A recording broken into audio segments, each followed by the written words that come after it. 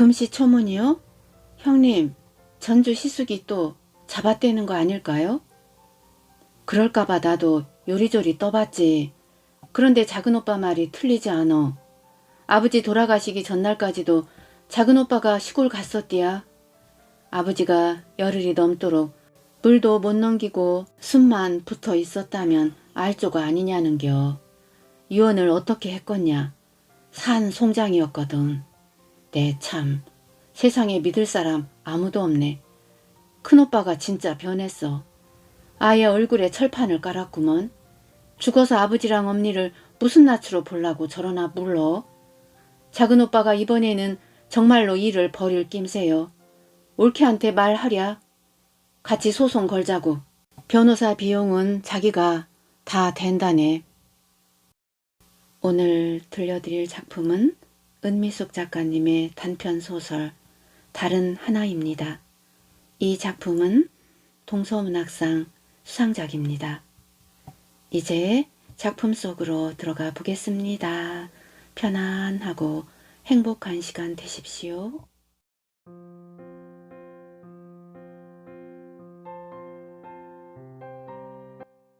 남옥은 젖은 수건으로 얼굴을 문질렀다. 1시간이 넘도록 전신 마사지를 하느라 이마에서 진땀이 흘렀다. 탈의실 평상에 앉아 휴대폰을 열었다. 부재중 전화가 2통이 떴다. 휴대폰으로는 좀처럼 전화를 걸지 않던 큰 신우이는 전화해 달라는 문자까지 남겼다. 버튼을 누르자 큰 신우는 뜬금없이 큰 시숙 험담부터 했다. 큰오빠도 참 하늘이 무섭지도 않은가벼.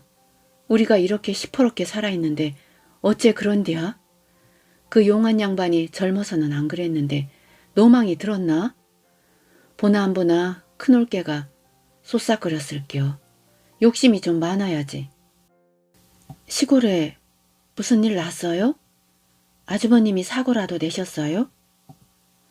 사고라면 큰 사고지. 이 노릇을 어쩐데? 큰오빠가 올케네 땅을 팔아먹었디야. 우리 땅을 팔다니요. 벌초 때만 해도 아무 말 못 들었어요. 추석 전에 팔았대. 상의도 없이 큰 시숙이 남편 소유의 땅을 처분했다는 말이다. 큰 시숙과 한 동네에 사는 작은 시누이한테서 들었다는 것이다. 저 시골에 갔다 온 지 3달밖에 안 됐어요. 그때도 아무 말씀 없었는데 그 사이 땅을 팔아요? 아무리 몇 마지기 안 되는 밭이라도 그렇게 빨리요? 시아버지가 살아계실 때 삼형제에게 땅을 나눠 주었다. 땅 문서는 없었지만 딸들도 아는 일이었다. 딸들한테는 밭대기 한 평도 안 줬어. 평생 부려먹기만 했지. 난 큰딸이라고 국민학교 댕길 때도 동생들 키우고 집안일 하느라 쇠가 빠졌어. 친구들이랑 놀고 싶어도 동생들 때문에 마음 편히 놀아본 적이 없어. 오죽하면 막내를 포대기에 싸서 업고 팔방놀이를 했다니까? 수십 년 전 일까지 들먹이며 부하를 쏟아내던 큰 시누이는 조만간 큰 집에 다녀오자며 전화를 끊었다. 지난 벌초 때만 해도 별다른 일이 없었다. 남옥은 이번에는 작은 아들하고 시골에 다녀왔다.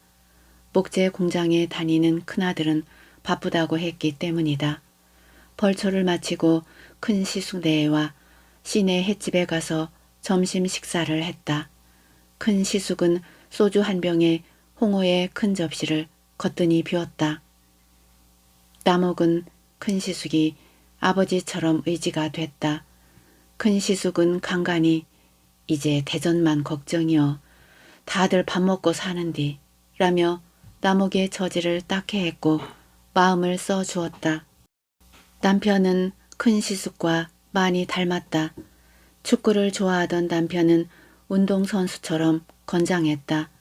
누구도 40 중반을 넘기자마자 세상을 떠날 거라고 생각지 못했다. 김장을 담그던 날이었다.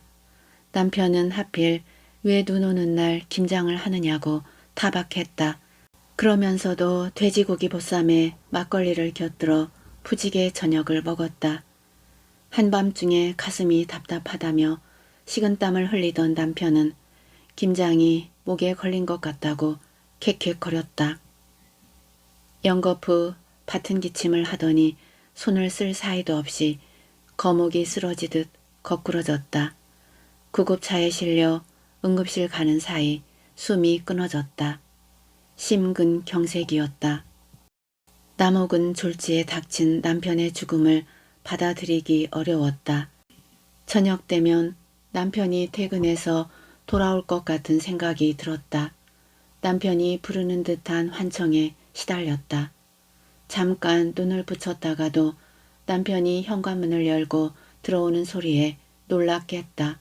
사람이 들어왔는데도 나와보지 않는다며 부엌에서 투덜대는 남편의 목소리는 또렷하고 생생했다. 그것은 남편의 목소리 같기도 했지만 때로는 악몽의 잔영처럼 여겨지기도 했다. 한창 사춘기를 지나는 삼남매도 아버지를 잃은 상실감에서 헤어나오지 못했다. 하지만 남옥은 그것조차 살필 겨를이 없었다. 큰딸 소영이와 큰아들 성훈이는 그나마 고등학교까지 다녔지만 작은 아들 영우는 중학교만 졸업하고 진학을 포기했다. 워낙 공부를 싫어하는 영우는 가정 형편도 어려운 데다가 학벌까지 없으면 더 천대받는다고 말해도 듣지 않았다. 남옥은 마음을 독하게 먹었다. 누구의 도움도 받지 않고 삼남매를 키워야 했다. 돈벌이가 될 만한 일을 찾아 나섰다. 건물 청소를 다니면서 밤에는 식당 주방 설거지도 했다. 해보지 않은 일이라 건물 청소를 하던 중 다리를 다친 적도 있었다. 창문을 닫고 내려오다가 맨 밑을 못 보고 발을 헛디뎠다. 일당보다 병원비가 더 나갔다.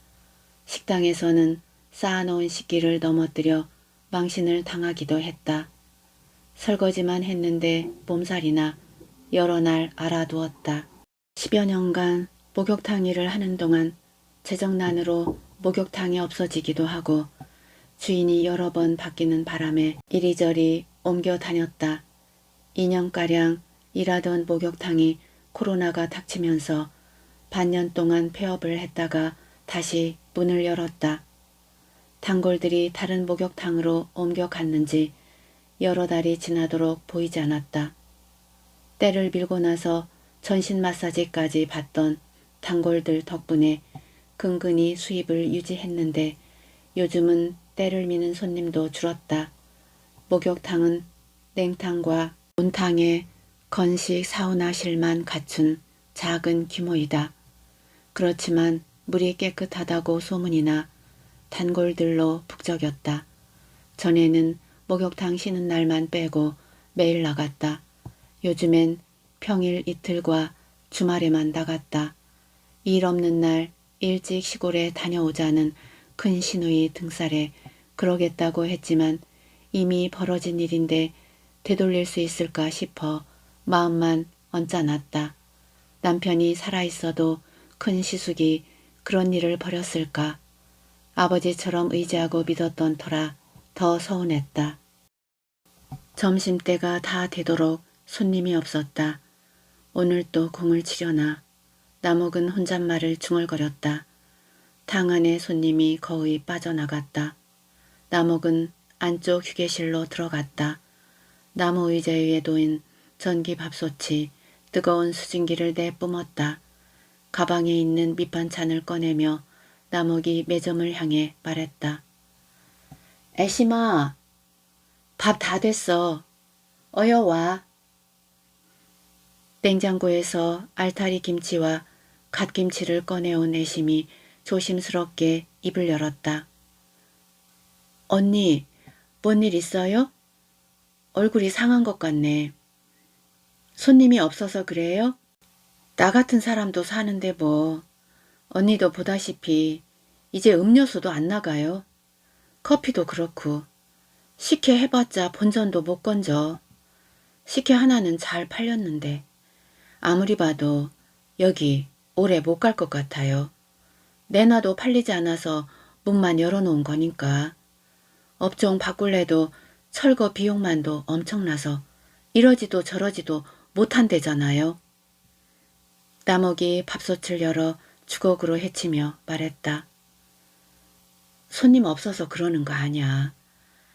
집안일이라 난 부끄러워서 어디다 말도 하기 싫어. 아따 언니도 참. 난 부럽기는.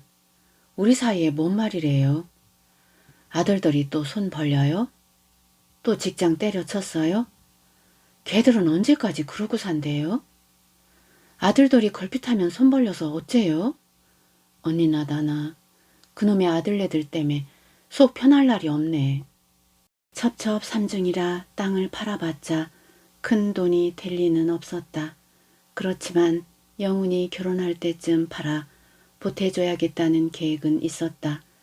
그때쯤이면 큰 시숙도 농사를 그만둘 거라고 생각했다.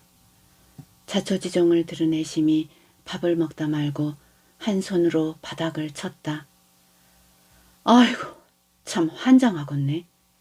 이거 그냥 넘어가면 안 돼요 언니. 애들 데리고 가서라도 이판사판 따져야겠네. 돈도 돈이지만 사람이 그러면 못 쓰지요. 죽은 동생 생각해서라도 그럼 되나? 아휴 언니 속 터지겠네. 먹던 밥을 물에 말아서 마시려는데 휴대폰이 울렸다. 애심이 반찬 그릇을 치우면서 전화나 받으라는 신용을 했다. 통화 버튼을 누르자 큰 신우이가 시근거렸다. 이 두 영감탱이를 어떡하면 좋냐? 큰오빠나 작은오빠나 다 똑같어. 내가 이럴까봐 작은오빠한테 쉬쉬하자고 했구만. 그놈의 부동산 여편네가 작은 올케한테 찔렀대. 당장이라도 큰 시숙을 찾아가 단판을 짓자던 큰 신우이가 이번에는 작은 시숙을 원망했다. 작은 시숙이 변호사를 고용했다는 것이다. 큰오빠가 밥도 못 먹는데 그럴 거면서 무슨 배짱으로 일을 벌였나 몰라. 그나저나 작은오빠도 참 변호사까지 불러? 지가 한 짓도 있음서. 네 참. 코딱지만한 땅떼기 몇 마지기 가지고 이게 무슨 짓들이여. 형제간의 돈 문제로 다툰 적은 없는데 집안이 망할 징조라며 큰 신우이가 끌탕을 했다. 작은 시숙이 변호사를 샀대요? 누가 그래요? 변호사가 큰오빠한테 전화를 했다네. 큰오빠가 협박이라도 받았는지 밥도 못 먹고 큰 병 나게 생겼다는겨. 아무리 그래도 작은오빠가 큰오빠한테 그러면 못 쓰지. 지가 한 짓이 있는디. 나목이 물었다. 전화한 사람이 변호사가 맞대요? 변호사라면 직접 전화를 했을까요? 글씨, 그런가? 듣고 보니 이상하긴 하네. 밭대기 값보다 변호사 값이 더 클 낀디. 그 꽁생문이 덜컥 변호사를 샀다는 말도 말이 안 되는 것 같긴 하네. 진짜 변호사라면 직접 전화를 안 하겠지? 큰 신우이는 작은 신우이랑 통화해 보겠다며 전화를 끊었다. 나목은 유리문을 밀고 탕 안으로 들어섰다. 탕 주변에 앉아 바가지로 물을 떠서 몸에 붓던 손님이 나목을 돌아보았다. 난 어디 갔나 했네. 나 이따가 때 좀 밀어줘. 땅속에서 때도 불리고 찜질방 들어가서 지지고 나올게. 그러세요. 오랜만에 오셨네. 오신 김에 마사지도 하시지? 오늘은 바빠. 손자 보러 가야 해요. 마사지는 다음에 와서 할게. 나 요즘 딸네 집에 다니느라 정신이 없어. 얼마나 바쁘시길래 마사지를 못하세요? 손자 보려면 신간이 편해야지요. 등이랑 어깨 싹 풀어드릴게요. 그럴까? 하긴 몸이 찌뿌둥하긴 혀. 기다리는 사람은 없어? 없어요. 실컷 불리세요. 샤워기 앞 의자에 드문드문 앉은 손님들이 몸을 닦았다. 나목은 널려있는 의자를 제자리에 놓고 대야와 바가지를 집어다가 쌓았다. 바가지를 잘못 얹었는지 한꺼번에 와르르 무너졌다. 깨지기라도 할 듯 바가지가 우당탕 바닥에 나 동그라졌다. 가슴 한쪽에서 무언가 터지는 것 같았다. 바가지를 차곡차곡 다시 쌓았다. 냉탕 가장자리에 앉아 발을 담갔다가 숨을 들이마시며 천천히 물속으로 들어갔다. 깨끗한 수돗물 특유의 상긋한 냄새가 코끝에 풍겼다. 숨을 들이마셨다. 냉기가 전신에 퍼지면서 정신이 아찔해졌다. 손바닥을 펼쳐 물을 밀쳐내듯 앞으로 내밀며 흔들었다. 발을 동동 구르며 냉탕을 돌자 뼛속까지 냉기가 스미며 몸이 딱딱하게 굳었다. 남옥은 몸이 불편할 때는 뜨거운 물에 몸을 담갔다. 그러면 뭉쳤던 근육이 풀리고 몸이 가뿐해져서 일하기도 수월했다. 오십견을 극심하게 앓은 후 양쪽 어깨와 등에 후유증이 남았다. 병원에서 마취한 상태로 굳은 어깨를 돌려 강제로 풀었는데 늘 어깨가 아프고 등이 뻣뻣했다. 한약방에 가서 부항 뜨고 침을 맞으면 시원했지만 그때뿐이었다. 뜨거운 물에 들어가 어깨까지 몸을 담그면 통증이 덜했다. 하지만 지금은 뜨거운 물에 들어가면 안 될 것 같았다. 가슴을 뚫고 맺히고 응어리진 울분이 쏟아져 나오는 것이 느껴졌다. 악착같이 참고 눌러온 감정이었다. 몸 안에서 설움이 끓어올랐다. 남편 없는 여자의 설움. 이가 딱딱 부딪히고 몸이 떨렸다. 찜질방에서 나온 손님이 냉탕물을 떠서 머리끝에서 발끝까지 붓고는 첨벙거리며 들어왔다. 온탕에 들어가자 얼얼한 몸이 따가웠다. 얼었던 몸이 갑자기 녹으면서 몸도 마음도 놀랐다. 고개를 젖히고 두 손바닥을 목 뒤에 갖다 댔다. 소름이 가시면서 몸이 노곤해졌다. 남편이 물려준 유일한 재산인데 만져보지도 못하고 뺏기다니. 숨을 깊이 들이마셨다가 내쉬었다. 꼭 돌려받을 거야. 그러면서도 남옥은 시골에 다니러 가는 일이 망설여졌다. 큰 시숙이 그렇게 매정하다는 사실을 인정하기가 두려웠다. 그렇다고 이대로 당할 수는 없는 노릇이었다. 뜨거운 물에 몸을 담가도 가뿐하지 않고 뒤엉킨 감정도 풀어지지 않았다. 마음의 동요를 좀채 조절할 수 없었다. 치밀었다가 사그러들기를 반복하는데 추스르기가 힘들었다. 베란다 창밖으로 쌀랑눈이 내리는 것이 보였다. 숲을 이룬 나무들 위로 눈꽃이 피었다. 남옥은 멍하니 그 모습을 지켜보았다. 피로감이 몰려와 눈이 시큰거리고 어깨가 무지륵했다. 뿌옇게 김이 서린 창문을 손으로 문지르며 바깥을 내다봤다. 창문에 얼굴을 가까이 대자 금세 한기가 느껴지고 뺨이 차가워졌다. 창밖의 풍경을 보면 앞마당 같은 산자락에 마음이 끌리기도 했고 인생이 얼마나 빨리 지나가나 쓸쓸해지는 느낌이 엇갈렸다. 창 너머는 의신연스럽고 황량했다. 주위에 아무도 없어서 시간도 정지해 있는 것 같았다. 집안은 애풍이 심해 긴 바지와 가디건을 입어도 손끝이 차가웠다. 아파트는 남편이 살아있을 때도 재개발설이 나 돌았다. 농지가 많던 근방은 새로운 상가가 몇 군데 들어섰지만 오래된 아파트는 그대로였다. 눈발이 날리는 듯 하더니 눈송이가 커졌다. 올해 들어 눈이 자주 왔다. 귀에서 이명이 들리는 것 같았다. 큰 시누이가 씩씩거리는 숨소리가 느껴졌다. 큰 시숙이 남편의 땅을 팔았다는 소식은 귀에 닿았다가 어깨 위로 미끄러져 내렸다. 남옥은 뭔가를 또 눈앞에서 뺏겼다는 생각에 억울한 심정이 되었다. 우애가 좋은 편이었던 큰 시숙과 작은 시숙이 사이가 벌어진 건 시어머니의 장례 때 출염한 부의금 사건 때문이었다. 그때 일을 떠올리자 남옥은 명치 끝에서부터 수치심이 치밀어 올랐다. 그 일은 큰 시숙도 잊어버려지지 않는 일이라고 했다. 남편이 갑작스럽게 세상을 떠난 지 2해 만에 시어머니가 중풍으로 쓰러졌다. 재발이었는데 석 달가량 고생하다가 돌아가셨다. 조문객이라야 일가 친척이나 마을 사람들 뿐이었지만 부의금은 거의 경찰 공무원인 작은 시숙의 직장에서 들어왔다. 장례를 마치고 오남매는 각자 조문객들에게 살해할 것만 추리고 나머지는 남옥에게 주자고 합의했다. 남옥은 그 자리에 없었다. 딸 소정이 고등학교 입학하던 때였다. 성훈이 중학교 졸업반, 영훈이 중학교 1학년이었다.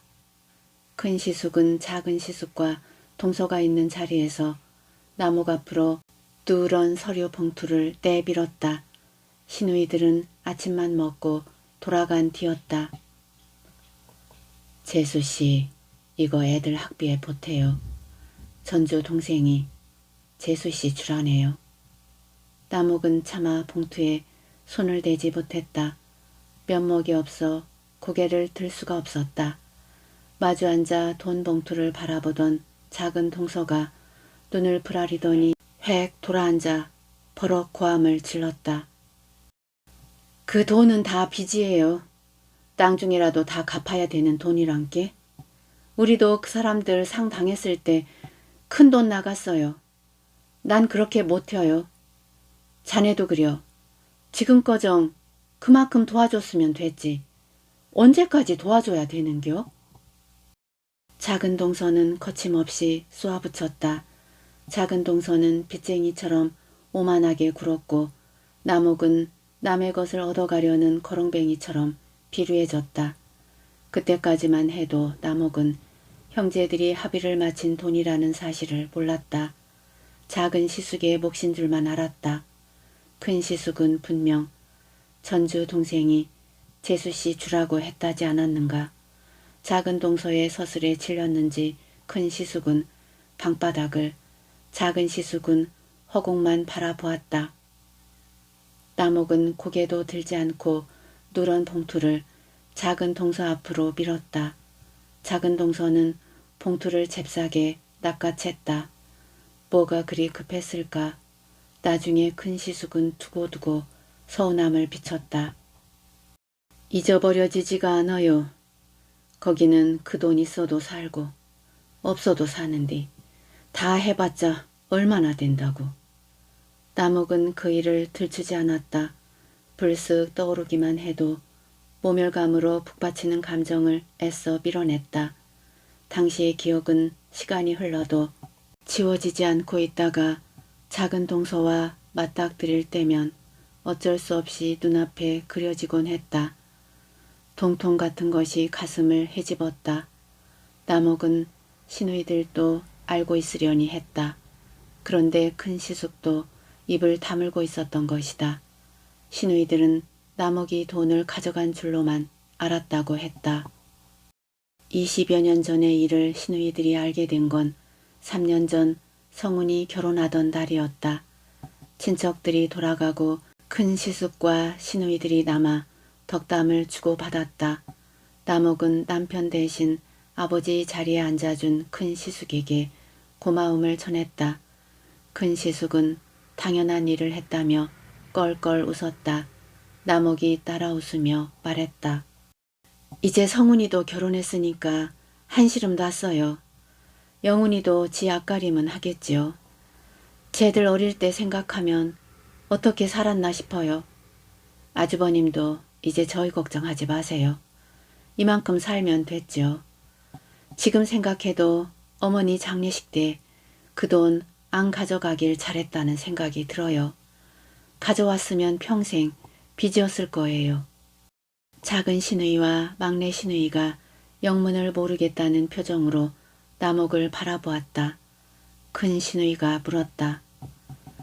그게 무슨 소리여? 부의금을 안 가져갔어? 그럼 누가 가져갔다는 말이요? 전주 형님이 가져갔잖아요. 자기네 빚이라면서. 큰 시숙이 아무 말씀도 못하시고 방바닥만 바라보시던 일 생각하면 아직도 마음이 편치 않아요. 아니, 그 말을 왜 여직 안 했어? 그게 왜 전주 돈이야? 작은 오빠 앞으로 온 돈이 제일 많기야 했겠지. 그래도 사례금 나눌 때 거기를 더 줬는데. 부의금이 거기서만 들어온 게 아니잖아. 하다못해 동네 사람들 것도 있고 나나 우리 애들 아빠랑 형제들 손님들도 있자녀. 가져갈 거면 저희들한테 온 것만 챙겨가든가. 그걸 다 가져갔단 말이야? 너희들은 당장 전주로 달려가기라도 할 기세였다. 남옥도 새삼 화가 났다. 당시만 해도 경황이 없기는 했지만 그런저런 사정을 몰랐기 때문에 넘어갔다. 의논하는 자리에 작은 동서도 분명히 있었다는 것이다. 하지만 20여 년이 지났다. 큰 시누이는 큰 시숙에게 왜 말을 안 했느냐고 따졌다. 큰 시숙은 형제들끼리 분란이 있을까봐 넘어갔다고 했다. 작은 동서가 가져간 돈을 다시 돌려받을 것도 아닌데 말해서 뭐하겠나 싶어서 사귀고 말았다는 것이다. 그 돈을 작은 시숙이 남옥에게 주라고 했다고 말한 것은 작은 시숙을 세워주려는 배려였다고 했다. 작은 시숙에게 들어온 돈이 가장 많았던 게 사실이니까 그 이치를 따지기가 어려웠다고 했다. 큰 시누이가 작은 동서를 만나 사실 여부를 물었다. 그런데 작은 동서는 기함을 했다. 자기는 그 돈을 가져간 기억이 없다는 것이다. 작은 시숙도 마찬가지였다. 돈을 남옥이 가져갔거나 큰 시숙이 가져가 놓고 자기들을 모함했다며 아득바득 우겼다. 어처구니가 없었다. 작은 시숙은 자기 몫으로 나는 돈만 가져갔다고 우겼다. 오래전 일이라 정말로 기억이 나지 않을지도 모른다는 생각이 들 정도였다. 큰 시누이는 코웃음을 쳤다. 기억이 안 날 리가 있어? 전주 옳게 그렇게 길길이 띄워놓고는 나한테 전화해서 뭐라는 줄 알아? 그 돈을 언제 소영엄마 주라고 했었냐네. 기억이 안 나면 그런 말을 하겠어? 남옥은 작은 동서가 돈을 안 가져갔다고 말한 줄은 생각지도 못했다. 작은 동서 딴에는 그 돈이 자기가 가져가는 게 정당하다고 여겼을 거라고 생각했기 때문이었다. 그 이후 큰 시숙과 작은 시숙의 관계는 소원해졌다. 작은 시숙이 땅을 처분한 것을 알면 관계는 더 악화될 것이 뻔했다. 큰 시숙이 멋대로 동생 소유의 땅을 처분한 것은 어쨌든 옳지 않았다. 지금껏 큰 시숙의 성품을 의심한 적이 없었다. 한마디 상의도 없이 남편의 땅을 팔았다는 건 의아하고도 서운했다. 땅을 팔지 않은 것은 큰 시숙이 그 땅에서 계속 농사를 지었기 때문이었다. 시아버지가 돌아가신 뒤로도 명의를 이전하지 않았다. 그러다 농지특별법 시행 때 큰시숙 명의로 변경했다. 큰시숙과는 미리 약속하고 집에 갔는데 아무도 없었다.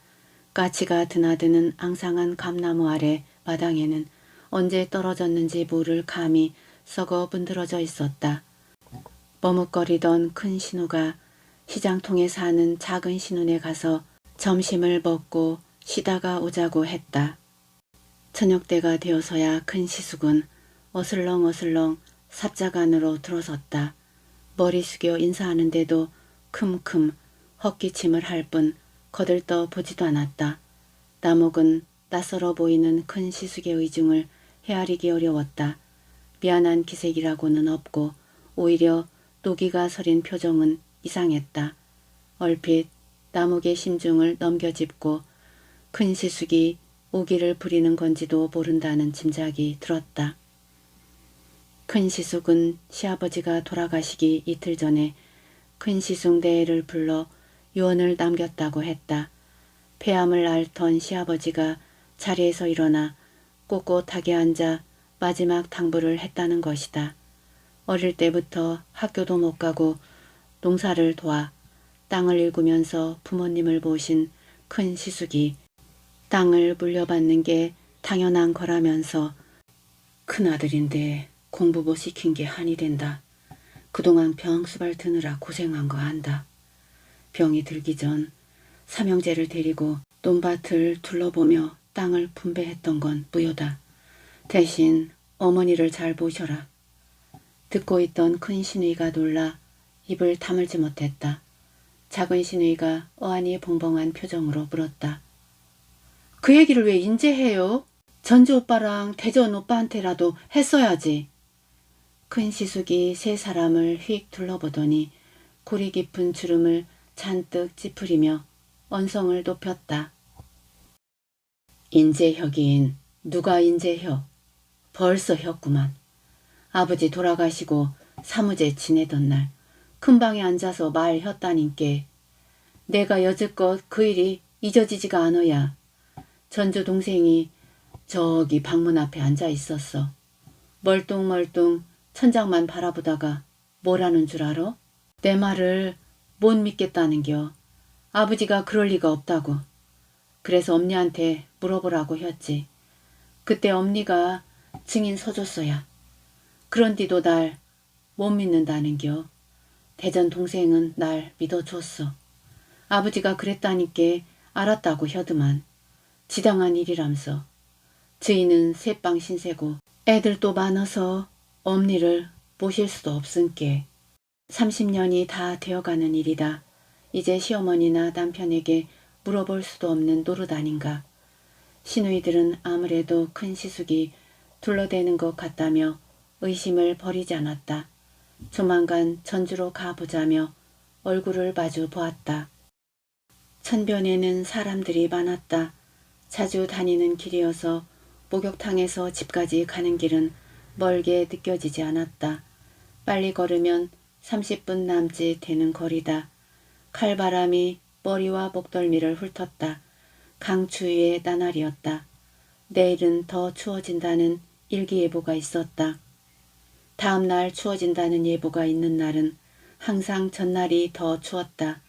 나목은 몸을 움츠렸다. 모자를 벗고 헝클어진 머리카락을 손가락으로 빗어넘겼다. 패딩 모자를 펴서 깊숙이 눌렀었다. 목도리를 풀었다가 여러 겹으로 둘렀다. 천변 주변에는 녹이 슬지 않고 수북이 쌓였다. 크리스마스 전날이라 구청에서 나와 청소를 했는지 인도는 어제보다 깨끗했다. 집까지 걸어가는 동안 새로운 풍경이 눈앞에 펼쳐졌다. 크리스마스 트리로 변신한 작은 나무들이 군데군데 눈에 띄었다. 주위를 둘러보았다. 가로등 옆에 색색에 반짝이는 전구를 매단 나무들이 줄을 맞춰 정렬해 있었다.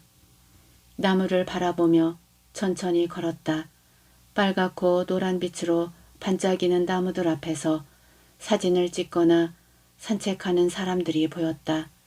날씨가 추운데도 자전거를 타고 지나가는 사람들도 있었다. 아연한 순간이 지난 것 같았다. 한동안 깊은 산속에 혼자 서 있는 기분이 들었다. 인적이 드문 쓸쓸한 데서 길을 잃어버린 것 같기도 했다. 큰 시숙이 어려우면서도 의지가 되는 건 속 깊은 성품 때문이었다. 나이 차로는 아버지 뻘이었다. 해마다 쌀 한 가마니와 잡곡을 보내주면서도 큰 시숙은 더 보태주지 못해 안달인 부모처럼 처신했다. 남편의 첫 제사를 지낸 다음 날이었다. 시골로 돌아가던 큰 시숙은 하얀 봉투를 지어주었다. 나목이 한사코 마다하면서 말했다.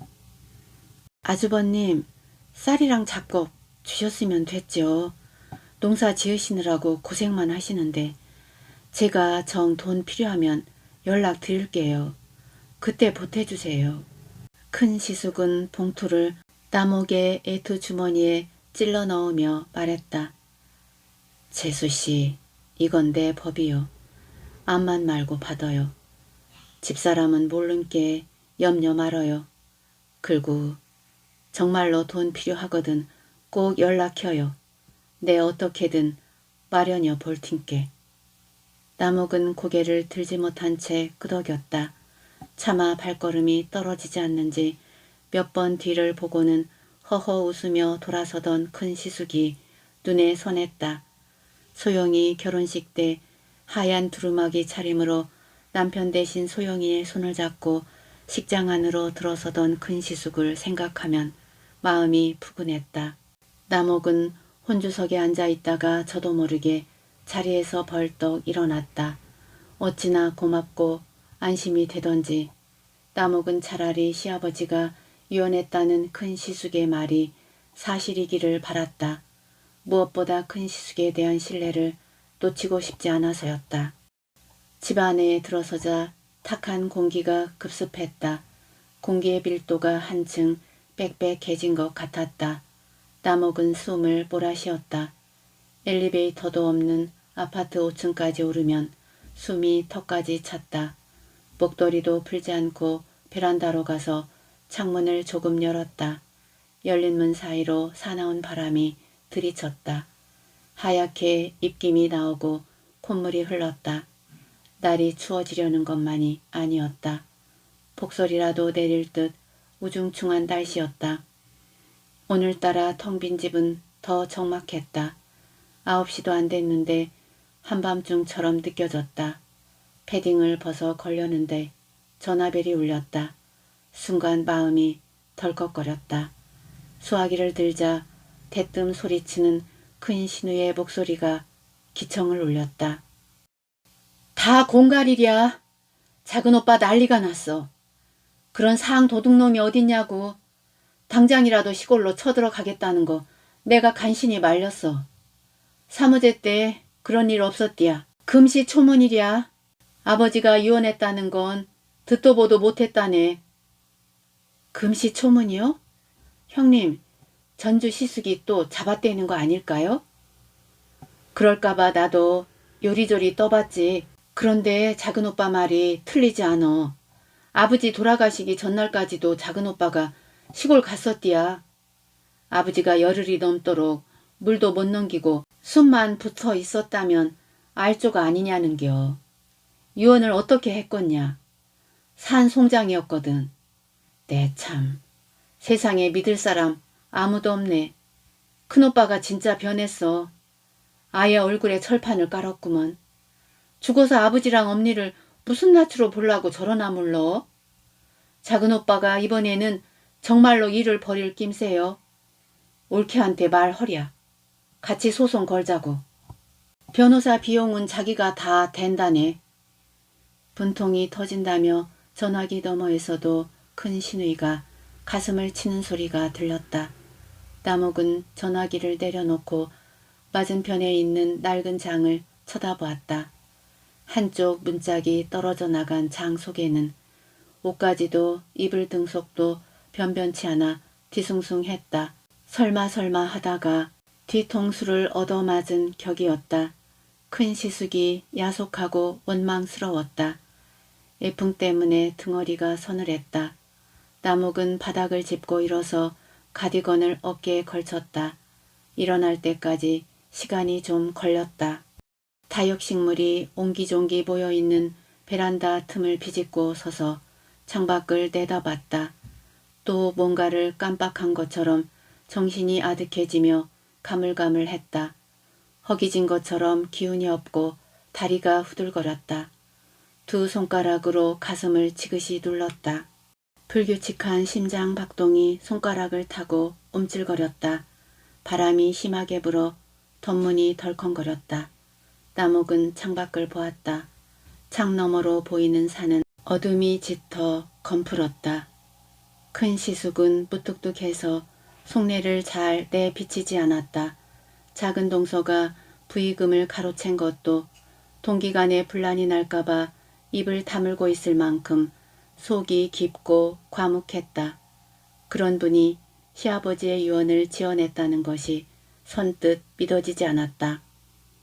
병수발하느라 고생했다며 시아버지가 고맙다고 했다는 말을 할 때는 목이 메이는 것 같았다. 큰아들인데 공부시키지 못한 게 한이 된다고 했다는 대목에서는 주먹으로 붉어진 눈시울을 문질렀다.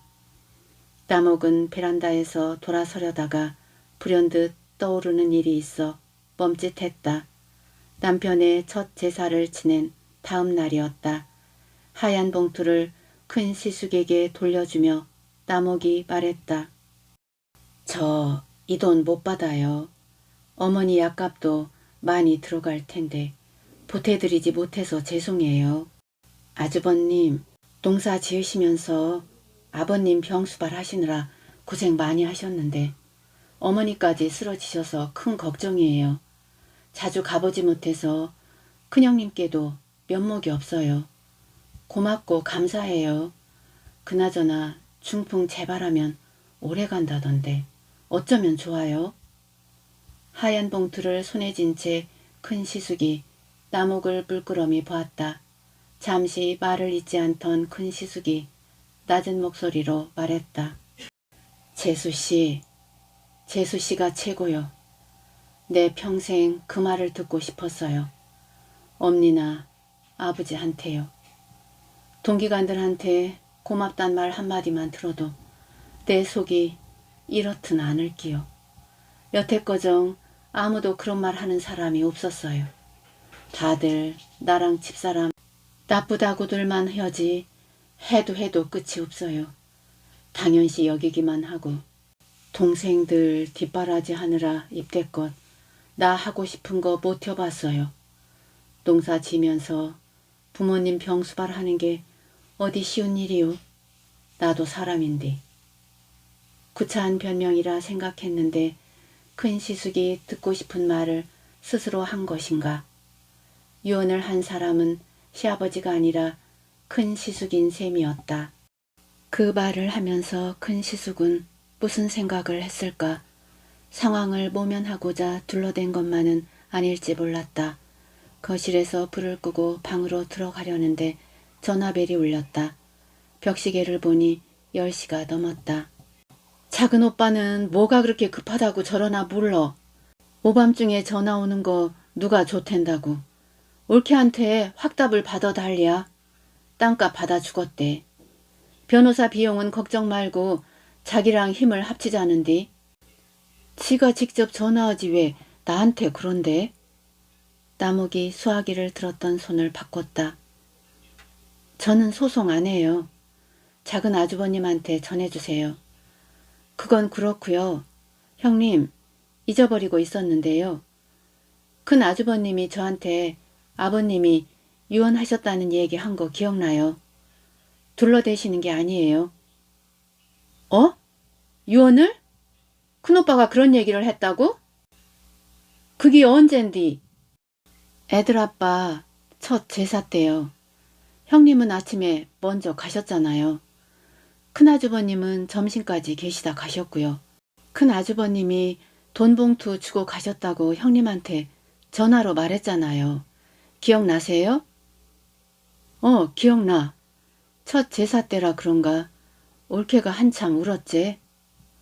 그때 아버님이 유언하셨다는 얘기 들었어요. 큰 시누이는 사실이냐며 몇 번이나 되묻고는 전화를 끊었다. 나목은 전화를 끊고 나자 맑은 물속을 바라볼 때처럼 마음이 시원해졌다. 왠지 모를 후련함이 느껴졌다. 묶였던 마음이 풀리는 기분이었다. 혼란스러웠던 시간이 오래전 일처럼 여겨졌다. 가슴에서부터 무엇인가 차오르는 것처럼 뿌듯했다. 하나를 잃고 다른 하나를 얻은 것 같았다. 잃은 것보다 얻은 게 더 크다는 생각이 들었다. 어지럽던 머릿속이 환해지고 비로소 정리가 되는 느낌이었다. 난 재수씨가 걱정이요. 먼저 간 동생도 불쌍하지만 그거야 다 지병이 그뿐인 걸 어쩌겠소. 재수씨 그저 밥 3끼 잘 챙기고 몸 성하기만 바라요. 큰 시숙의 떨리는 목소리가 들리는 듯 했다. 밤이 깊어가고 있었다. 화장대 앞으로 삐죽 나와 있는 전화기를 제 자리에 밀어 넣었다. 이부자리를 펴고 고개를 드니 창밖에 어느새 한방눈이 쏟아지고 있었다. 나목은 창밖을 바라보며 이렇게 오래 앉아 있으면 좋겠다고 생각했다.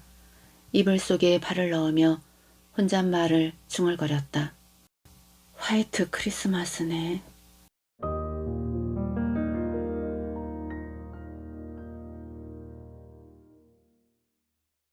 작품 잘 감상하셨는지요? 평생 살면서 부모님한테 고맙고 감사하단 말을 큰 시숙은 못 들었는가 봅니다. 부모님 모시는 사람들을 잘 못한다고 나쁘다고들만 하지 형제들은 당연시 여기기만 하고요. 큰 시숙의 마음을 100번 알 것 같습니다. 또 모르죠. 그런 유언을 했을 수도요. 유언을 했거나 아니면 조작이었거나 속이 뻥 뚫리는 기분입니다. 큰 시숙의 마지막 돌발 행동이 멋지게 느껴져요. 끝까지 함께 해주셔서 고맙습니다. 좋은 작품 써주신 작가님께도 존경하는 마음과 감사한 마음을 전합니다. 다음 작품으로 또 만나요.